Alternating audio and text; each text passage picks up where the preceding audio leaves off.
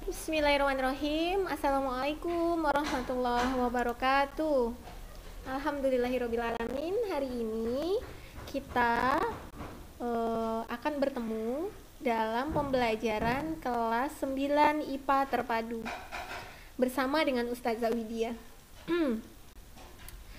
Seperti yang sudah Ustazah Widya janjikan, bahwa di bab pertama ini kita akan membahas tentang sistem reproduksi manusia. Mohon maaf kalau misalnya ada suara-suara yang kurang enak didengar, karena memang sedang ada pembangunan di sebelah gitu ya, tapi semoga tidak mengurangi fokusnya. Baik, mungkin nanti akan seru pembahasan kita, karena kita akan membahas sistem reproduksi manusia. Sistem reproduksi manusia itu adalah yang dekat dengan kita, karena semua dari kita pasti akan melakukan reproduksi. Reproduksi adalah salah satu ciri dari makhluk hidup, ya, karena ada 8 ciri makhluk hidup, salah satunya adalah berkembang biak. Nah, di manusia itu kita membahas perkembangbiakannya itu dalam sistem reproduksi.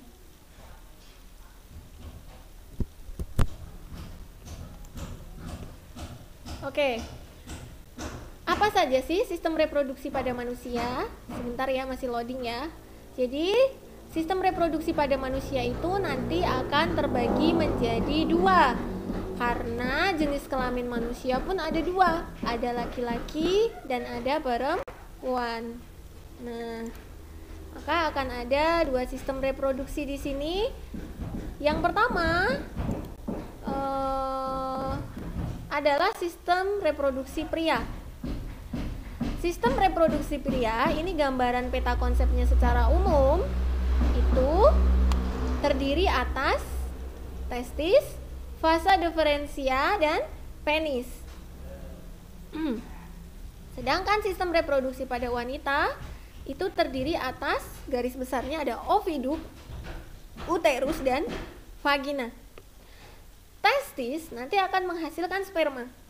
Oviduk nanti akan menghasilkan ovum atau sel telur. Sperma dan ovum ketika bertemu akan terjadi yang namanya proses fertilasi. Ya. Proses pembuahan.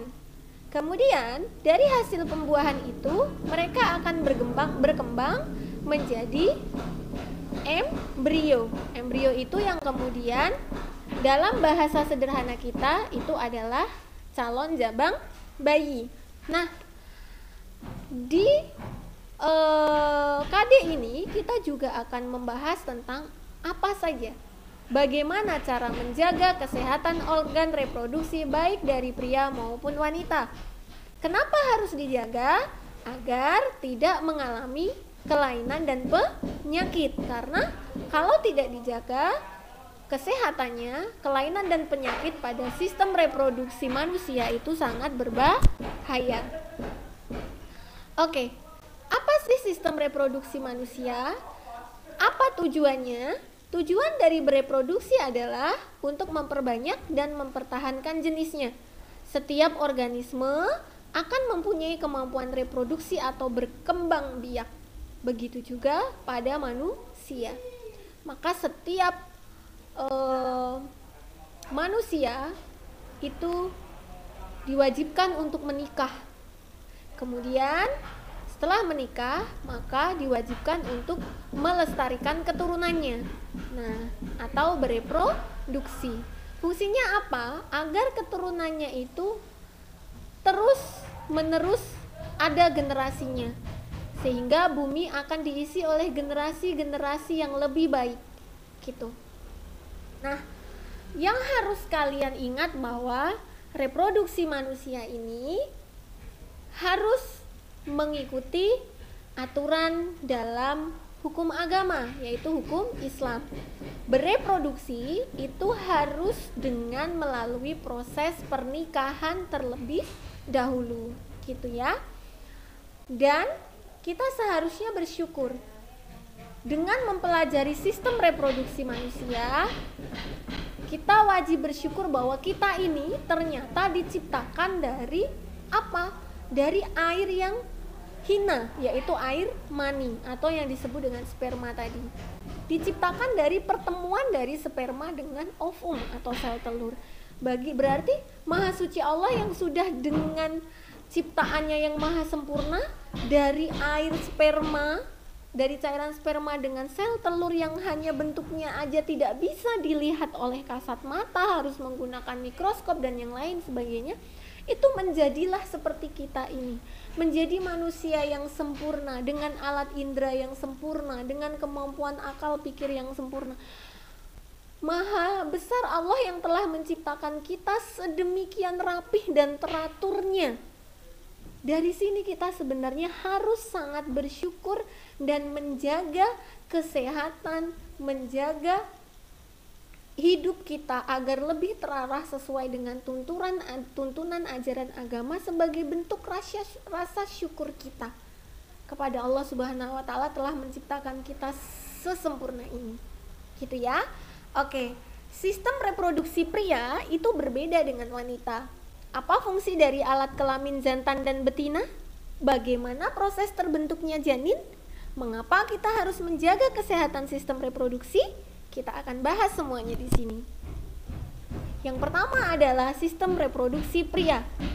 Sistem reproduksi pria berfungsi untuk menghasilkan sel kelamin jantan yang disebut sperma.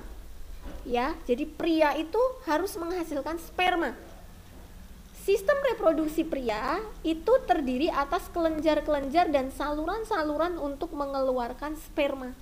Jadi menghasilkan sperma dan mengeluarkan sperma. Itu tugas umumnya sistem reproduksi pria. Nah, apa saja organ penyusunnya? Ada testis yang fungsinya menghasilkan sel sperma dan hormon reproduksi. Ada skrotum. Yang skrotum itu merupakan kantong yang di dalamnya terdapat testis dan berfungsi untuk mengatur suhu yang cocok bagi kehidupan sperma. Karena sebenarnya kehidupan sperma itu harus ada di lingkungan yang suhunya cocok gitu. Jadi dia dilapisi oleh kantong di testis itu. Ada tubulus seminiferus, saluran yang terdapat di testis dan berfungsi sebagai tempat pembentukan sperma. Nah, ini tempat pembentukannya, diingat, tubulus seminiferus. Ada sel interstisial, sel yang terdapat di testis dan berfungsi untuk menghasilkan hormon kelamin pria. Jadi selain sel sperma, hormon reproduksi atau hormon kelamin pria itu nanti akan terproduksi juga. Hormon itu yang fungsinya nanti akan menstimulus atau mempermudah terjadinya reproduksi pada laki-laki. Kemudian ada penis. Penis itu alat kopulasi gitu. Apa sih? Nanti ada fotonya gitu. Ada gambarnya. Terus ada vasa diferensia. Ini yang menyalurkan sperma ke kantong sperma. Ada kelenjar prostat menghasilkan cairan semen yang berfungsi memberi nutrisi dan mempermudah gerak sperma. Jadi benar-benar mereka ini, organ penyusun ini benar-benar diciptakan untuk mendukung dihasilkannya sperma yang bagus gitu ya. Perlu Ustazah ingatkan lagi bahwa bagi ikhwan ketika mempelajari ini, maka benar-benar gunakan materi ini dengan sebaik mungkin. Bagi akhwat, jangan merasa malu mempelajari ini, karena ini semua adalah ilmu yang harus kita pelajari gitu. Yang penting kita gunakan ilmu itu sesuai pada tempatnya. Oke, ini adalah alat reproduksi pada pria. Nah, ini namanya skrotum. Ini namanya penis. Penis yang inilah di sini menghasilkan sel sperma di sini. Nah, testis ini dilindungi oleh skrotum karena tadi biar suhunya terjaga dengan baik agar sel spermanya tidak mati. Kemudian ini ada salurannya, ya, salurannya di sini. Vasa diferensia, kantong kemih ini adalah tempat urin berasal gitu ya. Nah, di sini ada saluran untuk membawa sel sperma itu untuk kemudian keluar melalui penis. Jadi kalau pada reproduksi pria, penis itu selain berfungsi untuk mengeluarkan sel sperma, penis juga berfungsi untuk mengeluarkan urin, gitu ya. Jadi dia memiliki dua fungsi utama, ya, karena mereka ternyata satu saluran gitu. Tuh. Nah, di sini juga ada ureter, ya, yang fungsinya menampung air seni gitu ya, atau air urin atau urin gitu.